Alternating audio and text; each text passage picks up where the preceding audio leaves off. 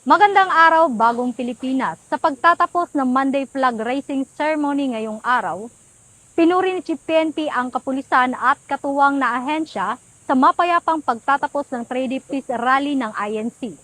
I commend all PNP personnel, augmentation forces, local government units, emergency responders, traffic management teams, and partner agencies for ensuring the generally peaceful conduct of the recent three-day public assembly. Your professionalism, vigilance, and restraint enable us to preserve public order while fully respecting the constitutional right of every Filipino to peacefully assemble. Though minor incidents occurred during the opening day, these were promptly addressed in accordance with the law, leading to the peaceful conclusion of the activity. Mula po dito sa Campo Crame, ako ang inyong PNN correspondent, Patrolwoman Rezalie Umalay, nagbabalita para sa Police News Network, alagad ng batas, tagataguyod ng Balitang Pulis.